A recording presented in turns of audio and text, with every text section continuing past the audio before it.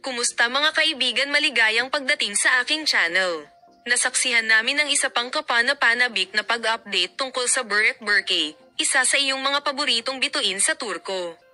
Ang manlalaro kamakailan ay lumitaw sa isang mahiwagang paglalakbay at ang mga tagahanga ay naghihintay ng pag-usisa.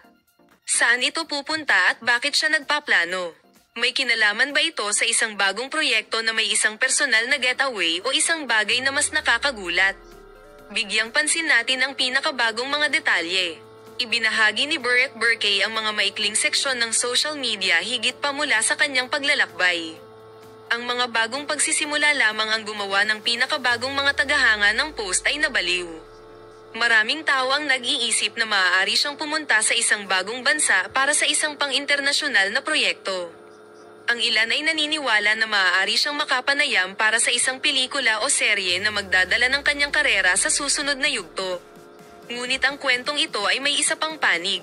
Ang ilang mga tagahanga ay naniniwala na ang paglalakbay na ito ay maaaring may ugnay sa personal na buhay.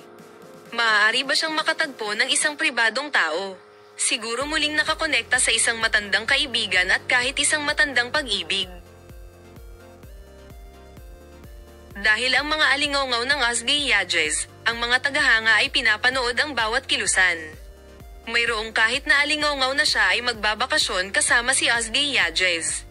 Hindi pa alam kung ito ay isang romantikong getaway o ang Burek Burkay ay may ilang oras para sa kanyang sarili. Ang mga reaksyon mula sa mga tagahanga ay matindi. Sinulat ng isang tagasunod ang sumusunod. Sinusuportahan namin kung saan man siya pupunta. Nararapat ang lahat ng kaligayahan sa mundo.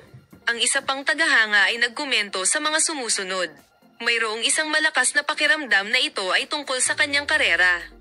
Sa napakaraming mga bagay ay nananatiling hindi sinasagot, ang isang bagay ay tiyak na ang lahat ay masigasig na naghihintay para sa Burek Burkay Apgul na ipaliwanag ang kanyang susunod na dakilang tao. Salamat sa panonood ng aming video, makita ka sa mga bagong video.